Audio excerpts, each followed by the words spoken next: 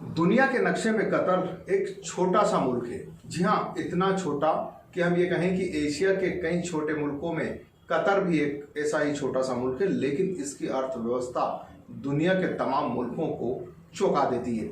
यहाँ राज तो शाही परिवार का है, लेकिन शाही परिवार का इतना ताकतवर राज कि अरब मुमालिक में अगर कोई सबसे ज्यादा शक्तिशाली देश है तो वो है कतर। हालांकि कतर की क्या भूमिका है, हम ये कहें कि इजराइल और फिलिस्तीन जंग में, या हम ये कहें कि इस पूरे इलाके में कतर को क्यों अहम माना जाता है, हम इस खबर में आपको बताएंगे। मैं हूं आपके साथ समीर खान और आप देख रहे हैं आजाद बोर्ड। जी हाँ, कतर जैसा छोटा सा मुल्क आखिर इतनी तरक्की कैसे कर पा रहा है, और कतर के वो कौन से शाही परिवार के शहंशाह हैं जिसकी वजह से कतर आज दुनिया के लिए एक बड़ा मुल्क छोटा होकर भी बना हुआ है।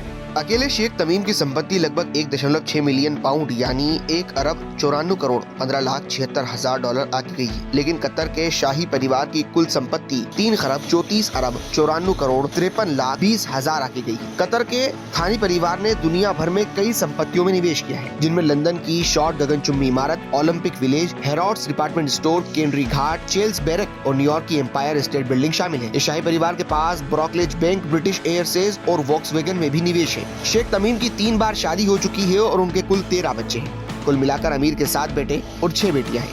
Royal Islamic strategic studies centre ने तमीम को 2022 में दुनिया का सबसे प्रभावशाली मुस्लिम माना था।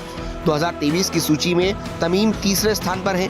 तमीम बिन हमद का जन्म 3 जून 1980 को दोहा कतर में हुआ था। वो शेख हमद बिन खलीफा अल थानी के चौथे बेटे और हमद की दूसरी पत्नी शेखा मोजा बिन्त नासिर अल मिस्नेत के दूसरे बेटे हैं।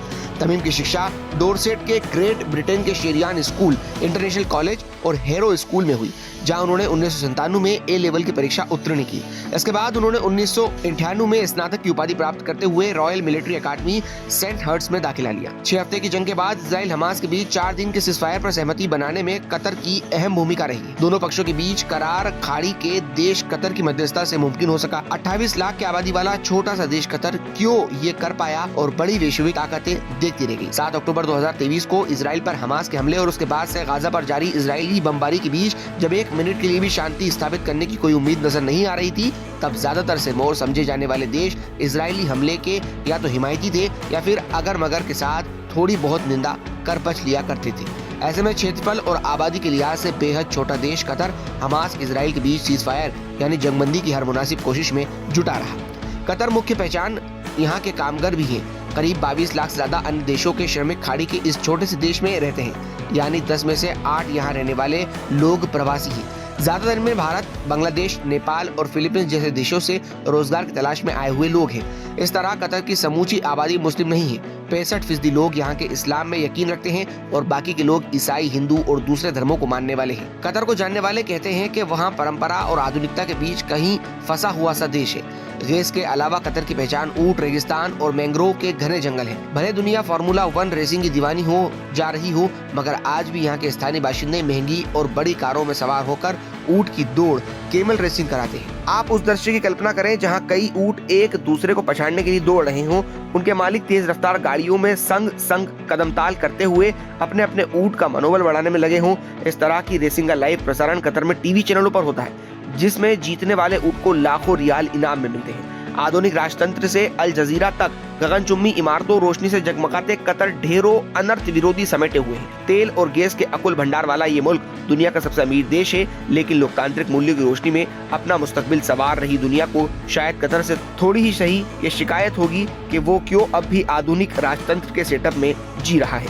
ऐसे आधुनिक राजतंत्र जिसके यहाँ प्रेस की आजादी ना के बराबर है, मगर वो बहुत हद तक आजाद ख्याल और पश्चिमी मीडिया को टक्कर देने वाले अल जजीरा मीडिया नेटवर्क को फंड करता है।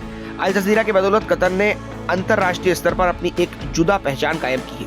उसका एक नमूना हमने हाल ही में देखा, जब तमाम पश्चिमी आलोचनाओं को थता बताते हुए कतर में न सिर्फ फुटबॉल विश्व कप का सफल आयोजन किया, बल्कि अपने खिलाफ हर नकारात्मक नैरेटिव की काट अल जजीरा के जरिए रखी। कतर कई मायनों में एक अनोखा देश है। दुनिया में ऐसी मिसाल आपको ढूंढने नहीं मिलेगी जहां एक देश यूरोप, अमेरिका, ब्रिटेन जैसी पश्चिमी ताकतों का साझेदार भी हो और इन शक्तिशाली मुल्कों ने जिसे समूचे विश्व में अलग थलग कर दिया है, उस ईरान से भी उसकी गाड़ी यारी हो। इतना ही नहीं, अधिकतर वैश्विक तबका जिस al Qaeda, ISIS, Taliban, Hamas, Hezbollah को दुनिया की शांति और सुरक्षा के लिए खतरा मानता है, कतर न सिर्फ इन्हें अपना यहाँ राजनीतिक मुख्यालय खोलने देता है, बल्कि वो इनके साथ एक टेबल पर बैठने से भी गुरेज नहीं करता।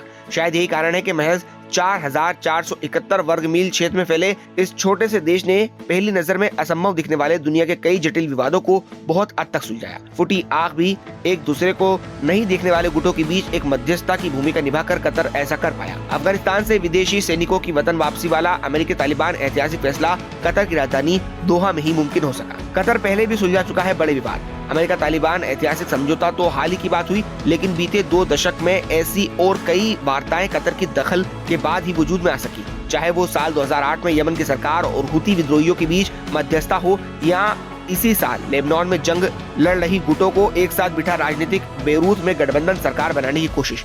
कतर ही हर बार शांति का पुल बनता दिखा। 2009 में सूडान और चाड के बीच अकेले साल, जिबूती और इरिट्रिया के बीच, 2012 में हमास और फतह समूहों के बीच कतर ने सुलह और समाधान के प्रयास किए। ये और बात है कि उनमें से कुछ बहुत लंबा नहीं टिक सके।